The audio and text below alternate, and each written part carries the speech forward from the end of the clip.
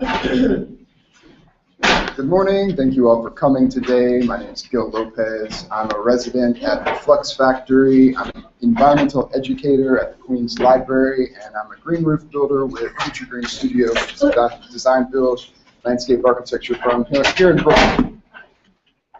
Today I'm going to be talking about what I'm dubbing urban ecotones. This is kind of a talk that I gave a couple weekends ago at the Center for Architecture to the American Society of Landscape Architects and the Institute of Architects. So I'm just going to jump right into it. We're going to be talking about potential value of the spaces in our city. Unfortunately, Janelle could not make it this morning, so I'm just going to run through the whole thing. I was going to do my talk, and then she was going to talk very specifically about this urban guerrilla farm that we've started together with several other people, but I'm going to run through this whole thing solo. So first we're going to talk about the community garden movement in New York City in general. We're going to talk about urban agriculture right now. We're going to talk about green infrastructure, the idea of urban ecotones, and then we're going to talk about Smiling Hogshead Ranch as a case study for urban ecotones. So Green Guerrillas started in 1970s. Is anybody familiar with this group? Has anybody ever heard of Green Guerrillas? Yeah. Great. So they started kind of out of necessity. There was lots of vacant land in the city. People were kind of going and starting different garden projects. People were seed bombing using balloons filled with seeds or even light bulbs filled with seeds. So they were kind of polluting at the same time, but in the end it was a very subversive type of thing where they were just repopulating those, because other people were throwing sofas and appliances and things in these fenced lots, so they were trying to cover them with beautiful flowers so you couldn't see all of it. So they were employing these seed grenades in vacant lots. In 1974, the Housing and Preservation Department approved one of their lots, and they gave them a $1 a month rent. This sparked a citywide movement that started creating community gardens throughout the city. So in 1978, which was the year I was born, GreenThumb was started. GreenThumb is a private partnership with the city, private-public partnership through the Parks Department, and now it's kind of also intermingled with Grow NYC. They introduced 10-year leases for these public gardens that were popping up in city-owned properties. In 1984, they took that on. And Parks took over the program in 1995, so that was fairly recently, I guess. And then the gardens were jeopardized in the 90s during the Giuliani administration. That mayor decided that it would be better for the city to sell off these. He didn't particularly find them useful to have community gardens in the city. I'll later argue that community gardens are a very important green infrastructure that we don't talk about very much in the city. So the city actually preserved many of these lots after that big debate and that court trial. And a nonprofit organization led by Bette Midler, the New York Restoration Project, stepped in, and they actually purchased some of these lots to preserve them in perpetuity. Today, over 600 gardens exist in NYC. Not all of those are community gardens, but that's a fairly accurate number. So it's a growing movement. There's lots of different stakeholders involved. There's NYRP, which I just mentioned. The Trust for Public Land was also pretty pivotal in those court cases. Newer developments, Trees New York has come along, and they're doing tree steward training for 1 million trees, so you can take a citizen tree pruner class and learn how to take care of the street trees. The New York City Community Garden Coalition has become kind of a solid thing that advocates for community gardens. They hire lawyers to represent community gardens that are in peril. Recently, on December 27th, a community garden in Coney Island, Boardwalk Community Garden, was demolished at 4 o'clock in the morning, between Christmas and New Year's, during a very slow season for community gardens. So there's a court case right now that's kind of in the works to try and reestablish that garden for those community gardeners who have been doing that for 3 decades. It's been demolished so they can build an amphitheater down there. So the 5-borough farm, we'll talk about that a little bit more in just a little while. This is a graphic from the Five Borough Farm. It shows the 4 different types of urban agriculture that happen in New York City. This is institutional farms and gardens, which includes NYCHA gardens. So there's a greening NYCHA program where the New York City Housing Authority has their projects, their residents can apply to put a garden inside the property of the housing project. So a lot of these housing projects are what's known as a tower in the parks. So this is an urban renewal type of project that made super blocks, and it seemed like a really nice idea, but it really isolated the areas, and then it consolidated poverty into those areas. So it didn't turn out so well. So this project, the Green NYCHA project, is kind of giving residents the opportunity to use that land productively. Another 117 of these are public school gardens. There's only 3 commercial farms in New York City. That's it's the Eagle Street Farm. It's a rooftop farm in Greenpoint. There's the Brooklyn Grange, which actually has 2 farms, one in Brooklyn and the original one in Long Island City. And then there's Gotham Greens, which runs a large greenhouse operation with hydroponics in Long Island City. And I believe they're the ones that are also, they just started the greenhouse operation on the Whole Foods and Gowanus. So there's also community gardens. There's 390 of these. This was a survey that done at the beginning of last year. So these numbers are a little bit off, but they're, for the most part, pretty accurate. So those 390 community gardens are, individual plots or family plots that people can purchase, and they can use them to grow their own produce. And then there's 7 community farms, and there's places like Added Value and Bushwick Farms, and places like Smiling Hogshead Ranch, which we'll go into a lot more detail later. These are community farms, and they're run collectively. Nobody has an individual plot. All the work is kind of divided among all the members. All the harvest is divided among all the members. There's actually a lot of different models. We divide our harvests. Other people do different things. So how many people have heard of 596 acres in here? Wow, okay. Well, I encourage you to check them out if you're interested in finding a place to utilize, whether it's a garden or just a public meeting space or something. You can go to their, what they did was they took publicly available information that was in the form of these really wonky, hard-to-read spreadsheets, and they made a user interface that was a map, and you can type in your address, and it'll tell you the nearest HPD-owned, city-owned lots in your area, and it'll tell you if anyone else is interested in these lots, if anyone else is organizing around these lots already, and how to get in touch with the organizers. If there are no organizers, how to step up and be that organizer, how to just watch the lot and see who else steps up to be the organizer, who to get in contact to get access to the lot, to get the key to open the gate. It tells you you can get some of these signs, just let other people in the neighborhood know, hey, this is a vacant lot that's owned by the city. We should organize around it and do something with it. So this is a great resource. 596 Acres is having a conference at the New School on that's Earth Day, and it's a 2-day conference, and it's going to have people that are doing this sort of thing all over the world. I highly encourage checking that out. It's also a free event. So I'm going to transfer a little bit into green infrastructure. So the city has defined green infrastructure as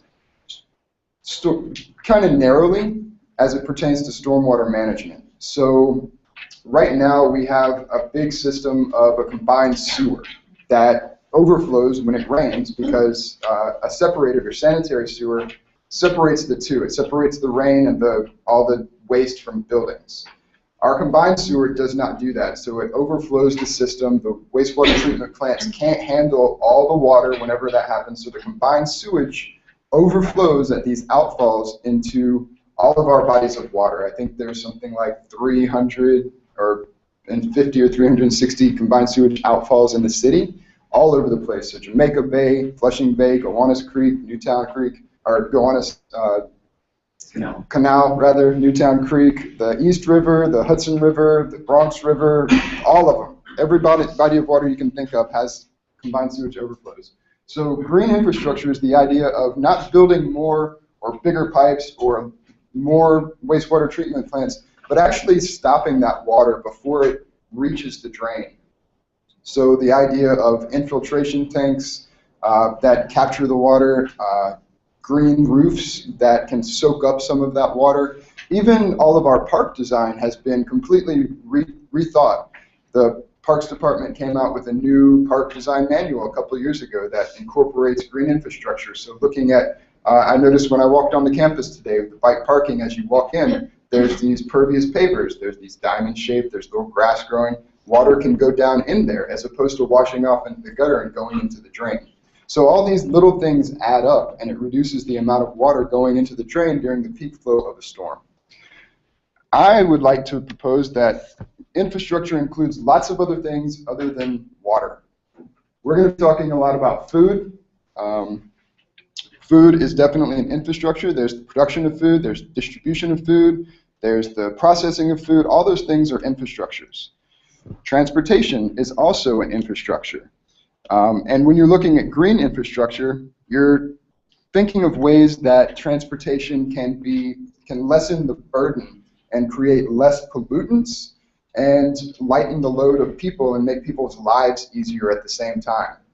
One of the things that I'm going to be talking about, and I'm going to preach it now, is stacking functions. So when you're looking at design, you really want to look at how you can accomplish multiple things by doing one simple solution. So this is a permaculture principle.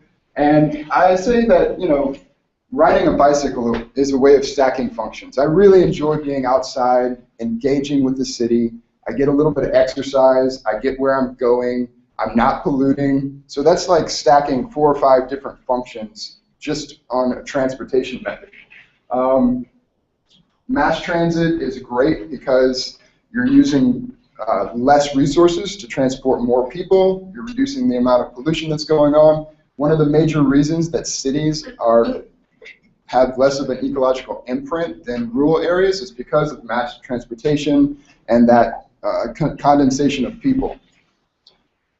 Kayaking is another beautiful thing. We have greenways around, or blueways rather, that can be used as well. Energy is another form of infrastructure. Right now, a majority of our energy comes from the city, from gasification power plants. We burn natural gas and petroleum to create steam that runs generators. So there's also different things like solar. This is actually a picture of bike generators producing electricity for the ball that was dropped at Times Square last year on New Year's Eve.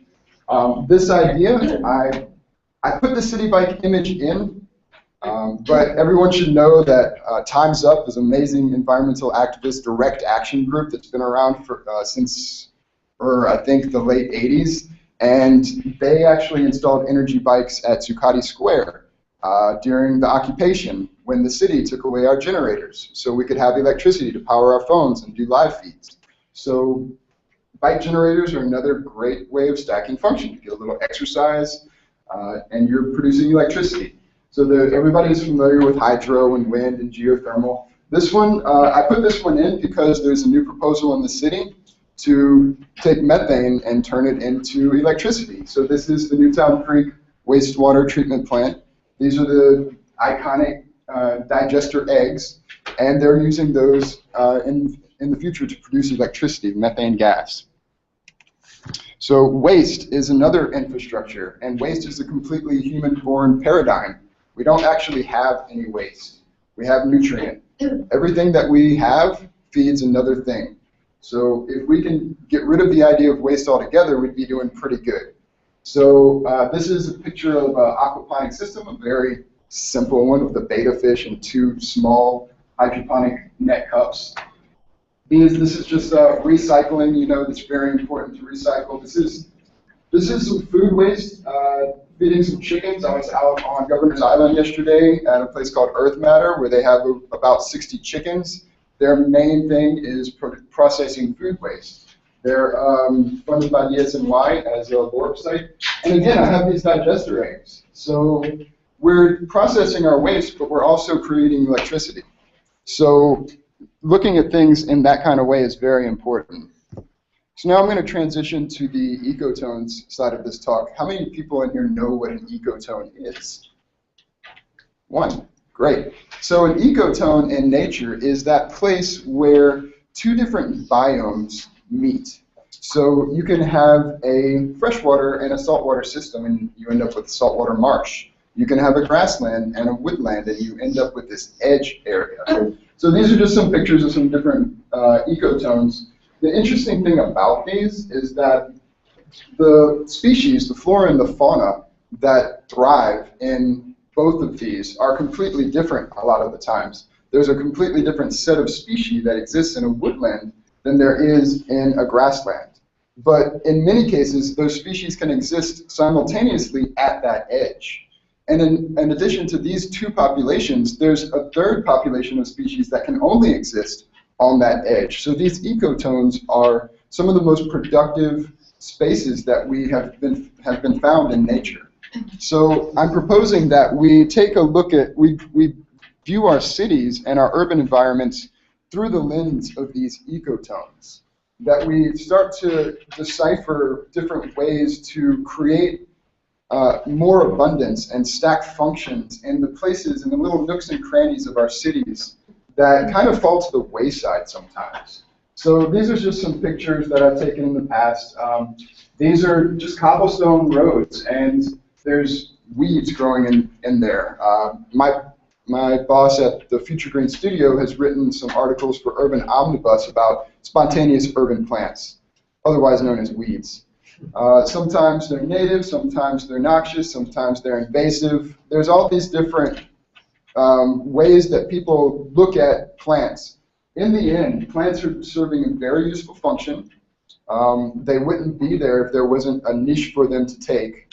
And they're really good to have around, plants. So this is actually the Astoria Park pool. It's the largest pool in New York City. This is just the diving pool, though. And I thought it was just an interesting way of understanding the city.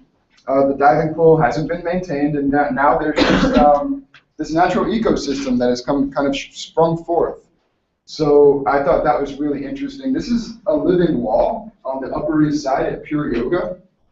And living walls can be a great way to kind of look at the skin of buildings, the way that our built environment interacts with the natural environment, and augmenting that in a way that creates multiple functions. I mean, this is creating habitat for insect and bird species. It's insulating the building. It's cleaning the air. It's providing more oxygen and taking out carbon dioxide. It's providing a sound buffer. And it's just beautiful to look at when you're walking by. These are actually window farms. They were created by a young lady here in New York City a few years ago. And what they are stacked hydroponic systems. They're made out of water bottles, if you can see. And they're growing things, and they're just stacked inside. This is actually a roll-up glass garage door at I-Beam, where there was an art installation involving these things. But actually, later on today, I'm teaching a do-it-yourself window farm workshop at the Queens Library as part of my job. So these are really easy to do. I show people how to build one of these in about 45 minutes, a really simple one with 3 water bottles. They cost about $15 to make. You just buy a water air pump, actually, from the pet store in the aquarium department, the smallest air pump you can. You find a few of these big water bottles, you go to the windowfarms.com website, download the instructions, and it's really simple. And it's a R and DIY project, so it's a research and do-it-yourself. So there's a whole community around this where people have suggested fixes and modifications for these window farms to create different ways. People have come up with plant palettes for windows that aren't in the sunny southern window, and looking at different ways to trick these things out.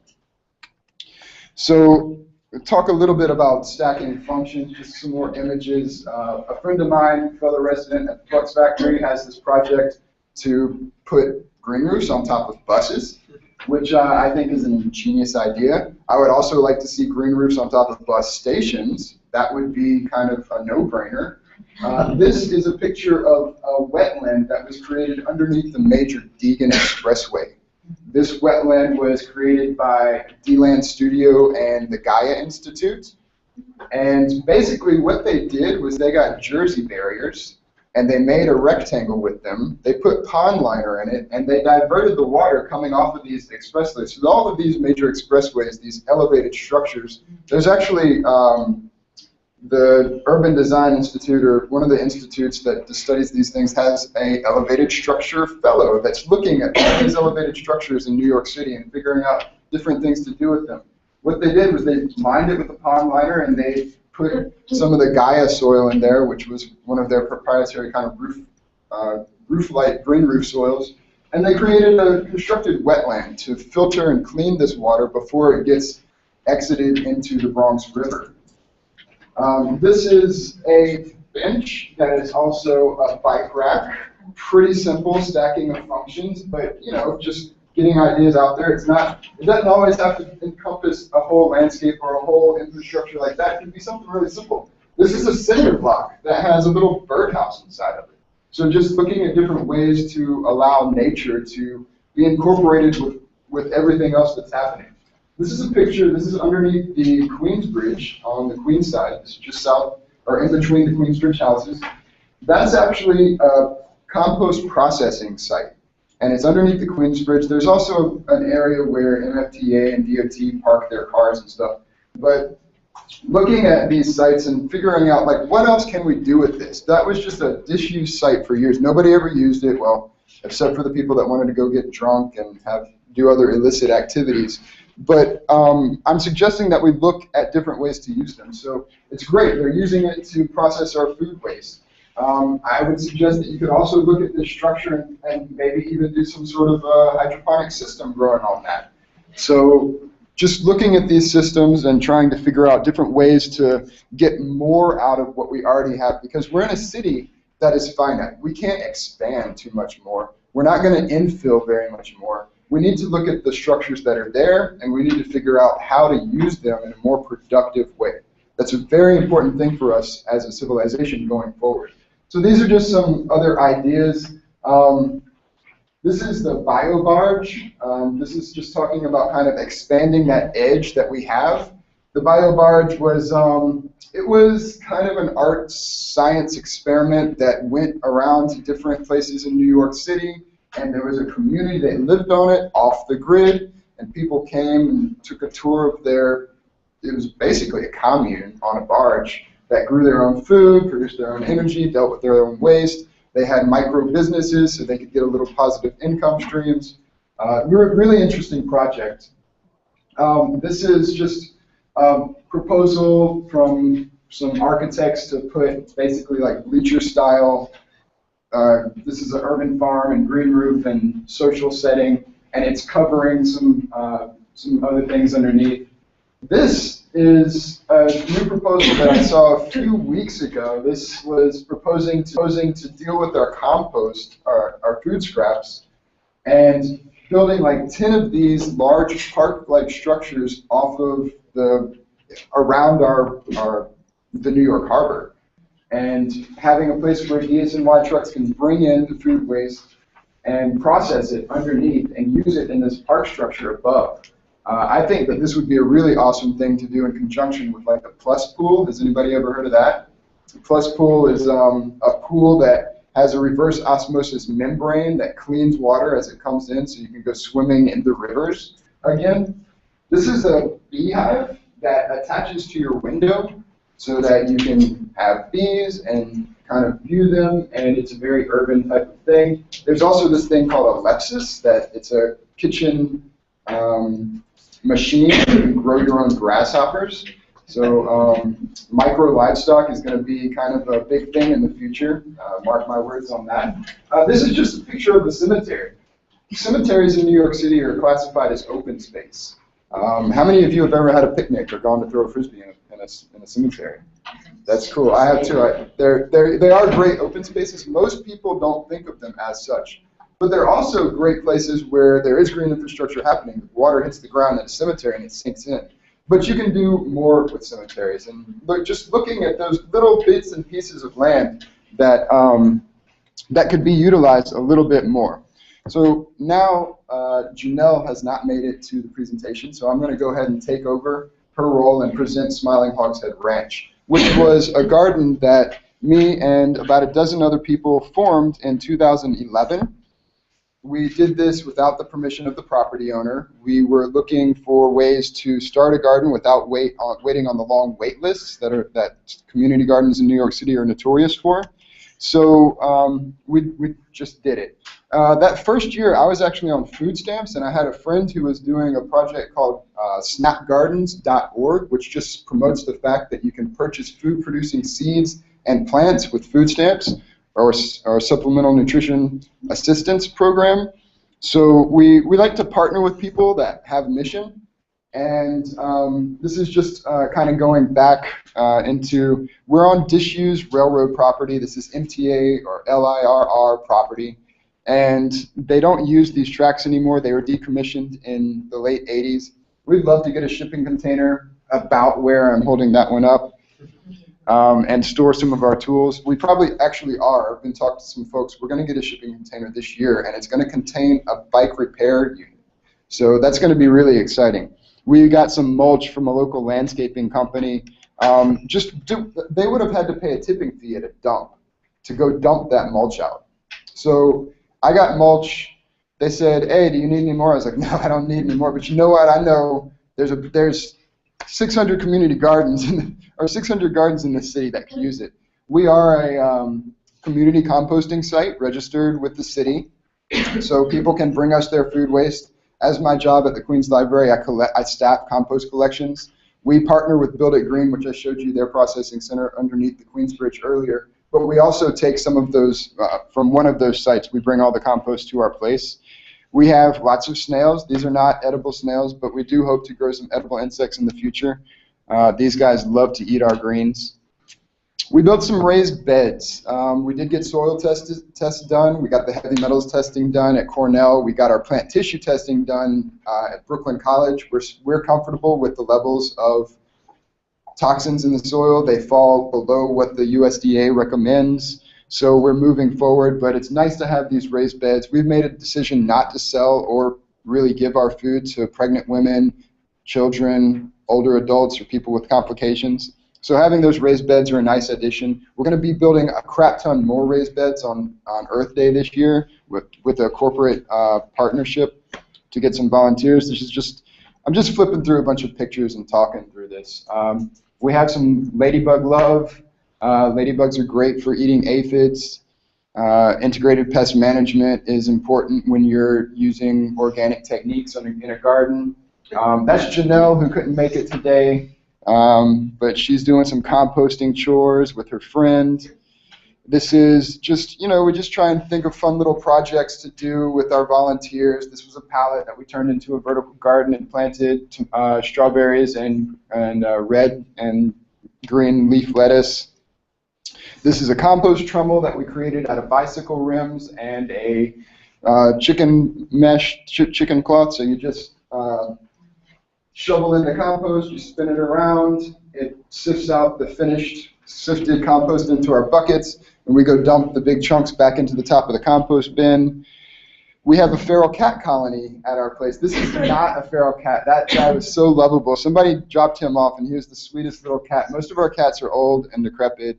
And that's the way feral cat colonies should be. They should all have their ears clipped, and they should be spayed and neutered. That's what the ear clip means. And they can't have little kittens like that. So you shouldn't have a feral cat colony that has lots of little kittens. Somebody's not managing it right if that's happening. So just more pictures of our compost.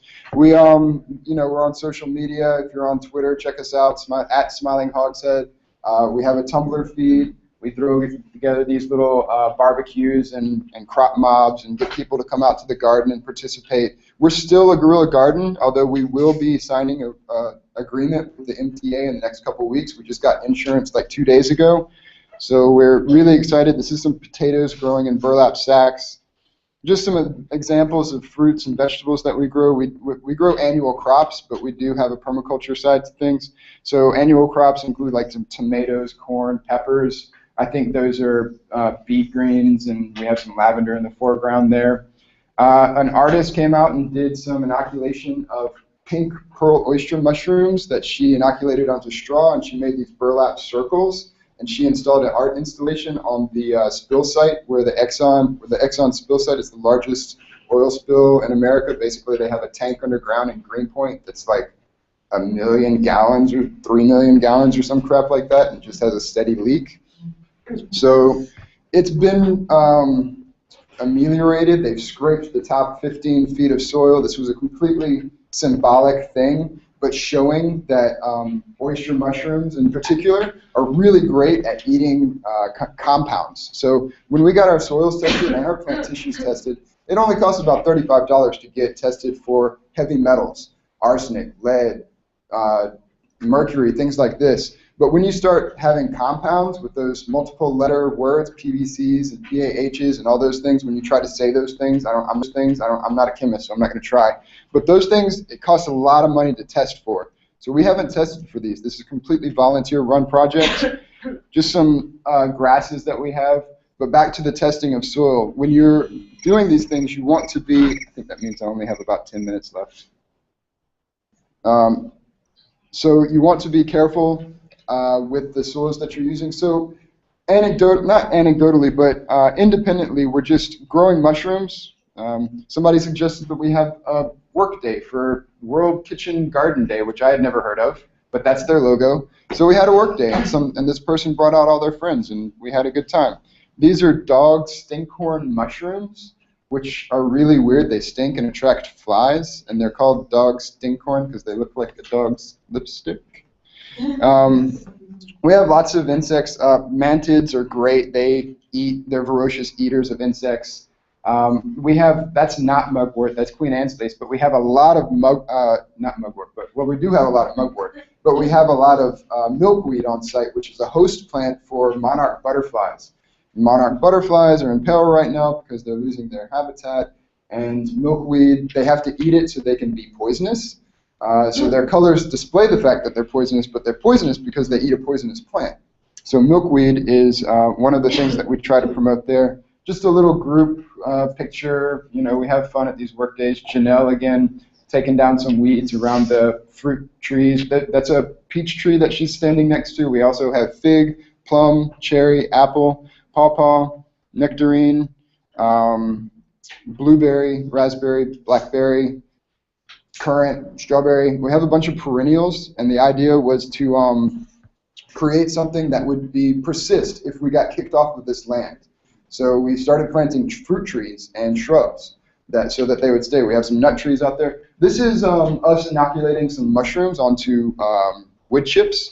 So the idea is to get these mycelium running and eating the toxins that may be in the soil. We're kind of sure that they are. I mean, these railroad ties are full of creosote, but we don't have the money to test for all these compounds. This is just a picture showing that we're going to get bike lanes on Skillman this year. We're super pumped about that. This is some of the fruit trees that we've planted. That's a service berry and a pawpaw. A pawpaw is a native plant that's related to the papaya. It's a large, fleshy fruit that has a custard-like fruit that kind of tastes like a vanilla custard. We built a bunch of compost bins out of pallets, which are really available where we're at. We've been doing a bunch of legal stuff. We had to incorporate as a nonprofit to sign this contract with the MTA. We had to get insurance. In order to get insurance, we had to get some money. In order to get the money, we had to get fiscal sponsorship. So there's all these things. We're guerrilla gardeners. What do we know about all that? So it took a while. This is just a picture, you know, during the snow. We're right in Long Island City, a very industrially zoned place. It's 2 stops away from Grand Central, 2 blocks away from the train station, really close to, you know, the center of the world. It's spring. We had a work day last weekend. It was fun. We cleaned up a bunch of trash. That's kind of just a bigger picture of our site. We have a lot of things going on. If you check us out on Facebook, we have events coming up for the next month. We have like a fruit tree pruning workshop on April 11th. We won a Citizens Committee, New York City Love Your Block grant. We're partnering with them and New York City Service to do a cleanup. We're expanding the area. We're going to clean out a bunch of trash over a 3-day weekend. That's Good Friday, Saturday, and Easter Sunday. That's those 3. We're having an Earth Day event with a corporate sponsor. This is the Turning Vacant Acres into Community Resources that's happening at the New School on the April 22nd and 23rd. International Sunflower Guerrilla Gardening Days, May 1st. So everybody buy yourself some sunflowers, put them in the tree pits in your business or homes, put them in the vacant lots on the way to and from. Compost Awareness Week is the first week in May. We're going to have a big kickoff with that. We're going to have a biodynamic Skillshare on May 11th, and we're going to have a big bike ride looking at the green infrastructure for composting and gardens at the Queens Library in conjunction with the Queens Transportation Alternatives. It's going to culminate with a barbecue at our ranch. So I thank y'all for your time, and if you have any questions that you don't get to ask right now, because I tend to go over time, you can feel free to tweet them to @SmilingHogshead or get in touch with us at smilinghogsheadranch@gmail.com.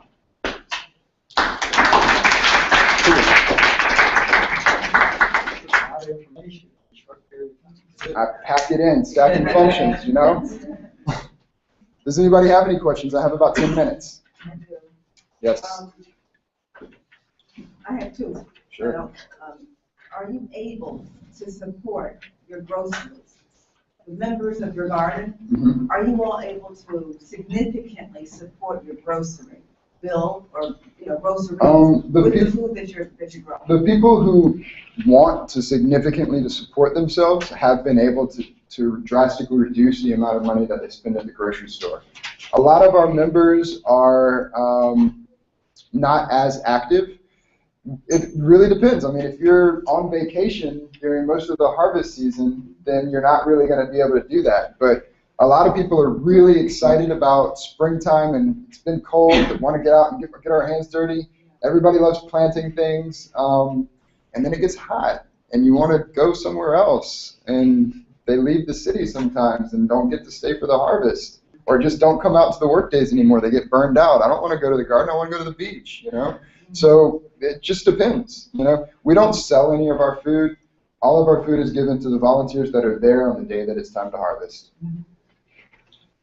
Did you have a second question? I do. And the other one was that I'm used to, I've heard the word pawpaw, and when Caribbean people use that expression, it means papaya.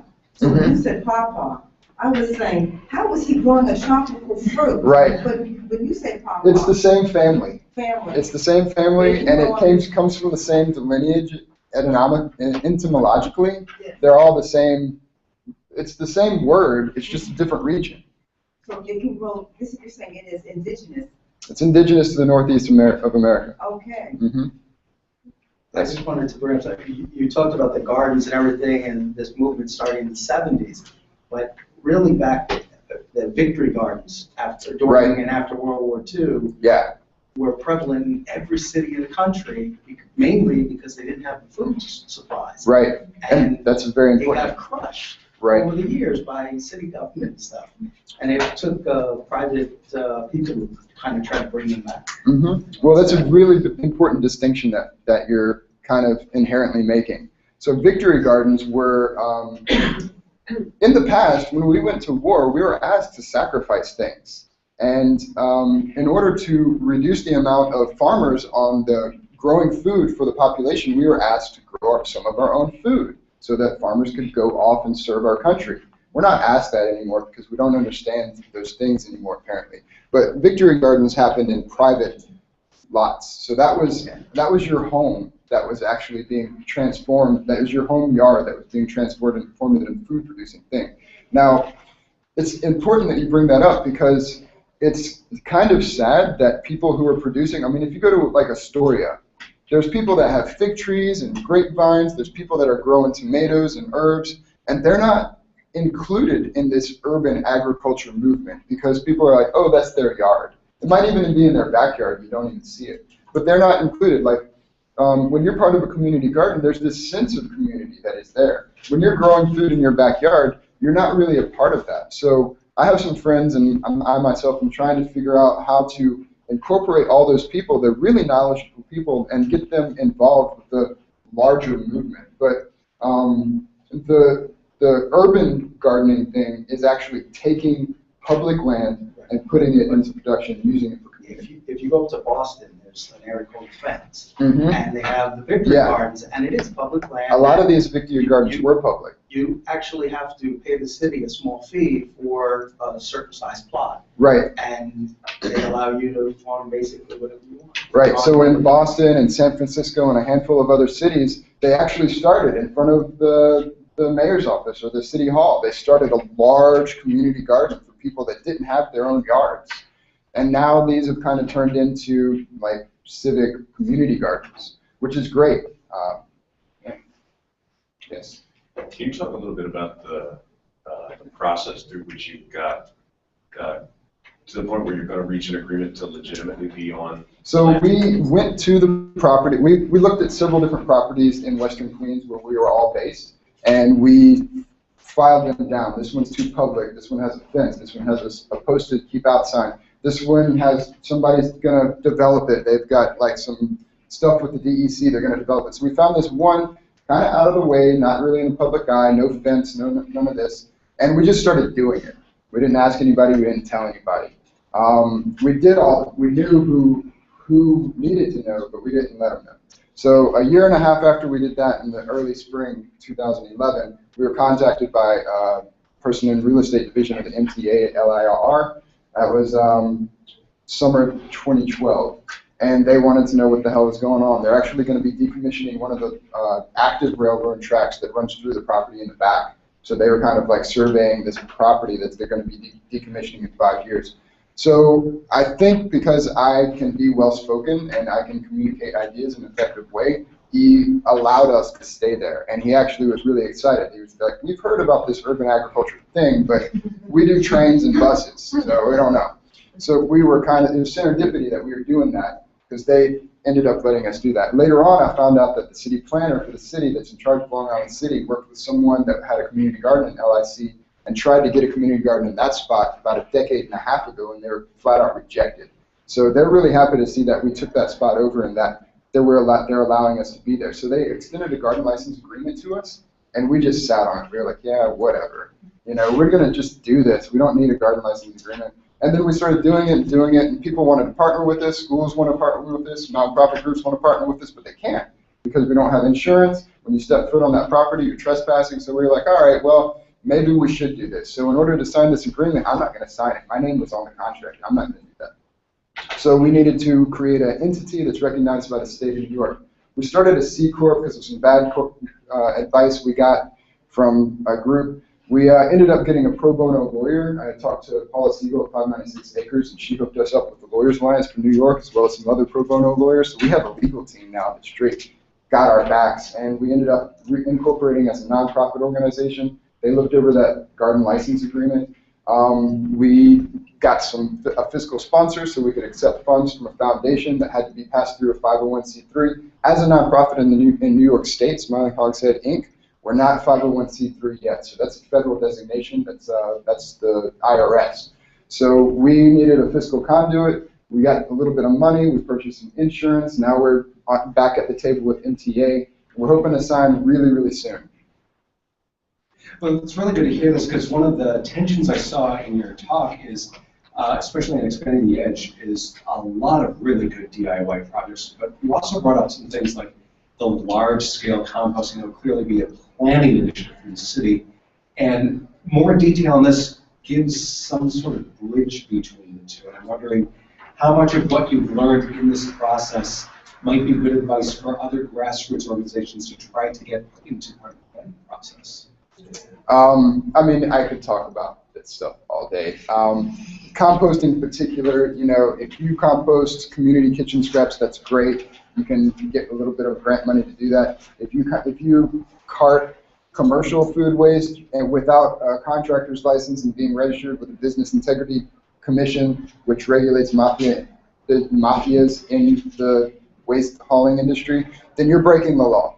And I break the law every week because I do run commercial composting operations with the garden. I'm doing that as an act of resistance, a direct action, creating a non-cooperative solution so that whenever they start talking about, oh wait, what should we do? I'm one of the people that's at the table to talk about that and give that input. So my suggestion for grassroots organizations trying to input ideas on how things are mandated and regulated, do what you think is right, and then when they tell you that it might not be right, you tell them why you've been doing it and why it is right, and why they need to change what they're doing, not what you're doing.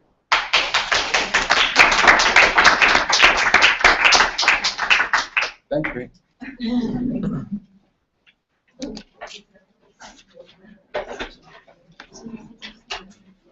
Oh, and y'all stick around. My friend's presenting next. She's awesome.